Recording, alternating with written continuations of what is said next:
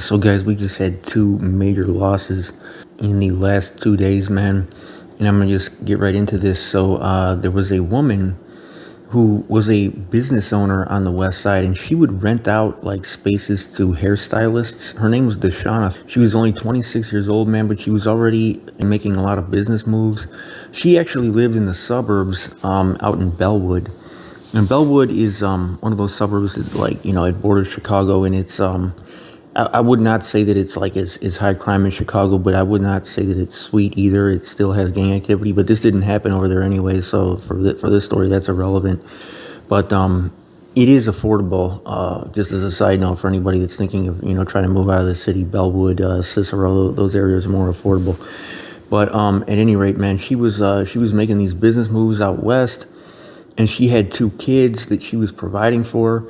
And on Tuesday night, her family became devastated, and now they're seeking answers because she was killed in what possibly may have been an incident stemming from something that happened on the road off of Lakeshore Drive on the south side. And they said, quote, just knowing that she's not going to be here anymore. Her cousin said that, this is like extremely hard for her. She was only 26 years old. Police said that she was shot in the head and killed at around 1:15 p.m. while riding southbound on Lakeshore Drive near 45th. She was in her Jeep SUV on the passenger's side, and a 31-year-old man was behind the wheel. He was critically wounded from gunshot wounds to the body and legs.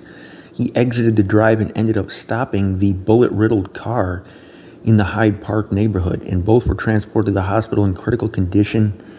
And there the woman was pronounced dead, and she leaves behind two kids. And officials said that it all started with some sort of situation between the motorists. So whether or not these motorists knew each other, or whether or not this was road rage or some other thing that happened on the road in that moment and they didn't know each other, hopefully people will get to the bottom of that, man. But I think there need to be cameras on Lakeshore Drive, man, because there's been a lot of murders on Lakeshore Drive. And I don't know if this was caught on camera, but they said, quote, I pray that the city of Chicago police find the person who did this so we have justice. And investigators were still working in the rain, processing evidence from the vehicle late into Tuesday night. Relatives said that this woman who lived in Bellwood was a mother of two school-aged children and ran a successful West Side business. She rented out salon space to hairstylists and makeup artists. And that's a pretty good business idea, like just renting out space to other people. It's something that, allows you to obviously do that on your own time, like take care of your kids and still be a mother to the kids. And then you're making like a decent living basically just by renting out to other businesses, and you don't have to do most of the work. You just have to make sure that spaces are kept up, deal with contractors maybe and stuff like that. But other than that, I mean, that's like a thing that you can work around your schedule. So nobody's in custody right now, and area detectives are investigating. So Lakeshore Drive was closed southbound from 39th to 47th. And it's since reopened. Police did not immediately provide further information about the shooting, man. So if anybody has any information, please come forward about this, because whoever did this just flamed the car, okay? Whether or not he was aiming at the guy or her, I have no idea, man, or possibly both of them. But, whoever did this just took a mother away from her two kids, and they're old enough to know what happened. These are not babies. Like, these kids know, exactly what happened, and they're going to obviously have to, I don't know if they've already been told or if they're going to be told in the near future, man, but lives have definitely just been upended big time by this. And, that's the age when, I mean, you're really clinging to your mother emotionally for basically, every need. Anything happens at school, you go to your mom, tell her about, everything is, your mom's helping with you at that age, and now she's just gone, just like that, in the blink of an eye, with no warning. So yeah, hopefully somebody will come forward and share information. And I know that's against the culture in Chicago. Nobody wants to say anything, but hopefully people will have the courage to go against that, man. So rest in peace to her. And then the other incident we had was at the Greyhound bus station, which I mentioned in the previous video, but this turned out to be just a crazy situation because the victim was the third son that his mother has lost. He's had three sons killed, and this does not appear to have been an argument. There were no words exchanged. The guy just went right up to him, shot him, and then left.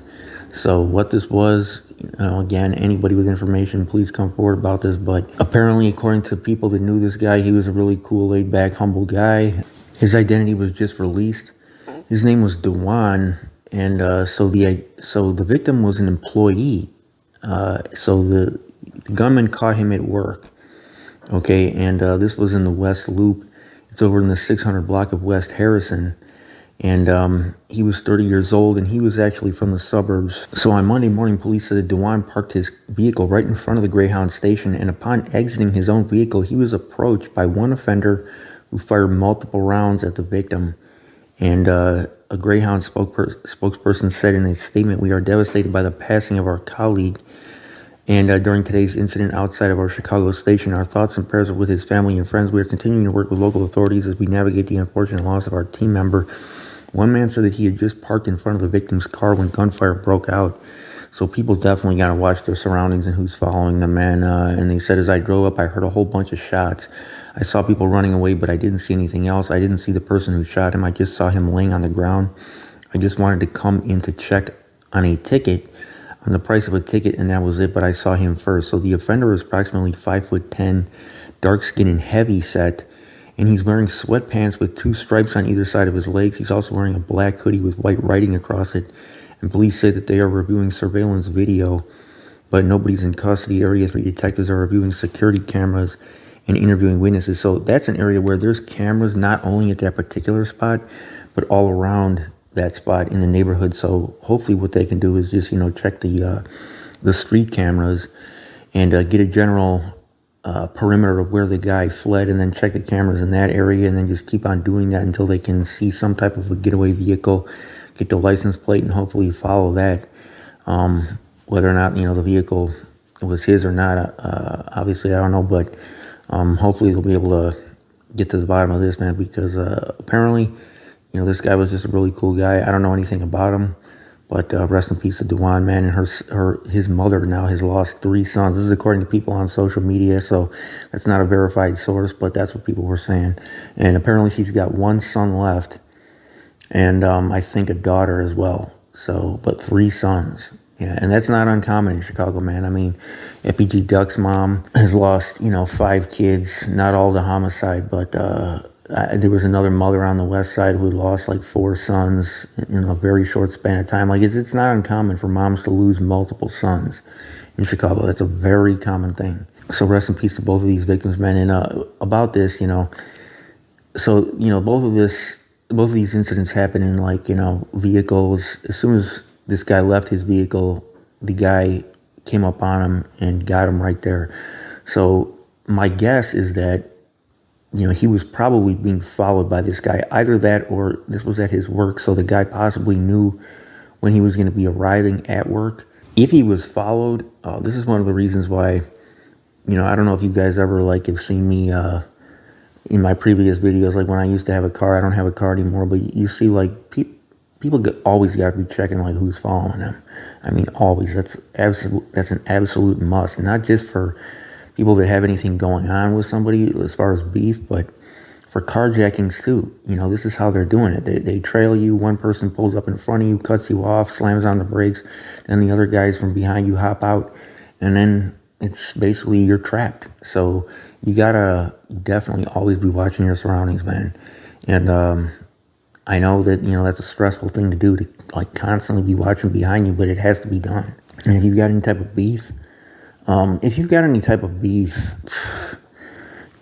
I would say you're pretty much, the clock is pretty much ticking on you, because you're going to mess up at some time. Everybody's got to get caught slipping at some point.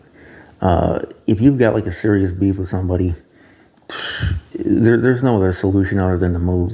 That's really the only solution, because nobody can be on point 100% of the time. So I don't know if this was that. I don't know if these guys had anything going on with anybody, but yeah, you can always be careful for, today and tomorrow, but every second of every day for the rest of your life, you can't be careful. Everybody snoozes at some point. And then it only takes one mistake, because these guys, when they got beef, they don't forget. Guys keep these beefs going in Chicago for 20, 30 years. Guys get out of prison 30 years after the fact, and somebody catches up with them and gets them. So, yeah, the only solution is to leave, man. And a lot of people have done that and have no regrets, man, after they've left. One last thing that I just want to say, for anybody who's gonna blame like the mom or any of these moms for the fact they've lost these multiple sons, this was at a grown age, and the only solution that she could have implemented, the only thing that the mom could have done to prevent that from happening, is to get them out of the neighborhood, and she did that.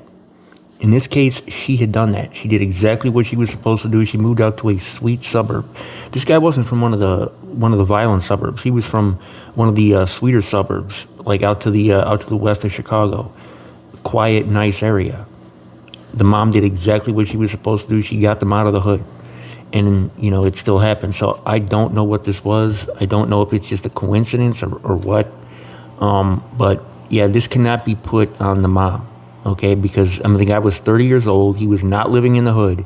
So she did everything that she was supposed to do. He had a job. Okay, so he wasn't in the streets selling dope or anything. Like, he was working, living in the suburbs, and working downtown. Like, that's all a mom can do for her son to protect him. She can't stand over there, next to his shoulder with a strap ready to blow anybody down that runs up on her kid 24 hours a day. Like, that's the only, people are being unrealistic, anybody that wants to blame her. And I didn't see anybody blaming her, but I know that sometimes when this happens, people, blame the mom when she's lost multiple sons, not thinking about the fact that, maybe she did do everything that she could do. You know what I'm saying? Like, in this case, that was the case. She did everything that she was supposed to do, and it still happened. Sometimes, it's beyond a mom's control, especially with grown men in their 30s, with grammar school boys and teenagers, and stuff like that. That people can make a little bit more convincing argument that, the parent should shoulder more of the blame, at least some of the times. Not when the guys are in their 30s. Okay, if a mom gets her sons into their 30s, she's done her job. From that point on, anything that happens to them is on them. You see what I'm saying? So, yeah, rest in peace and condolences to his mother. This is your boy, Winnie C. reporting. I'm out.